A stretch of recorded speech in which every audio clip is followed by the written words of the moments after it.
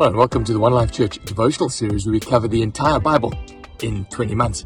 Well, the two chapters we read today are 1 Samuel 11 and 12. This is Saul at his absolute peak as king of Israel.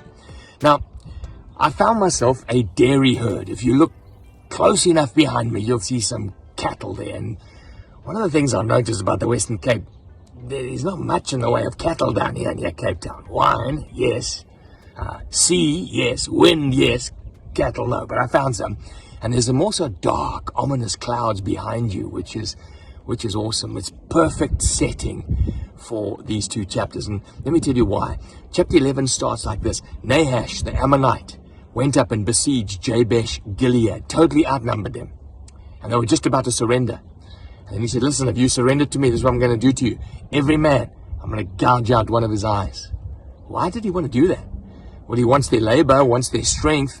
But you knock an eye out of a warrior, he doesn't know where to shoot his arrow. He can't hide behind his shield and fight at the same time. You render him redundant as a soldier.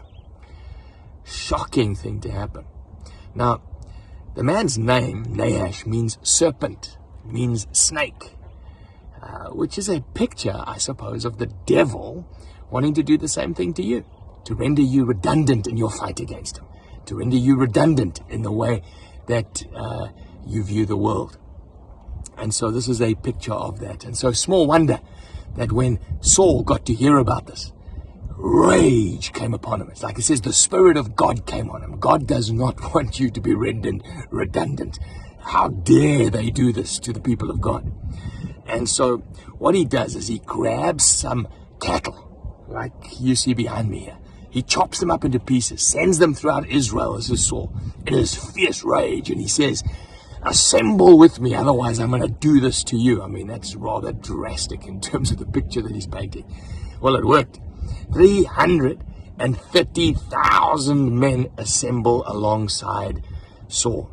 And he goes to the Ammonites at night, puts his army into 3 battalions, takes them out at night, absolutely slaughters them.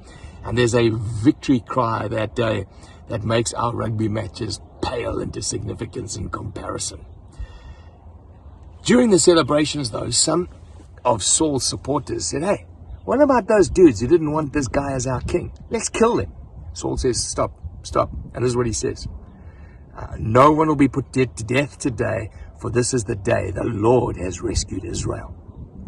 And Samuel said to the people, come on, let's go to Gilgal, and we're going to renew the kingship there. And all the Israelites had this massive celebration. It's a great story. Now, while he's there renewing it, he says, look, I'm going to show you a sign from heaven that although God's backing this king, this was not his first choice. And a massive thunder and lightning storm happens against the course of nature. This was not the time for that to happen. And the people were in fear and trembling and said, are we grateful, but pray for us. What do we learn out of this story? Well, firstly, leadership should be like this.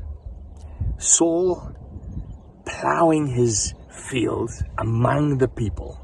And when he's called to lead from that vantage point of being among the people, the Spirit of God comes upon him.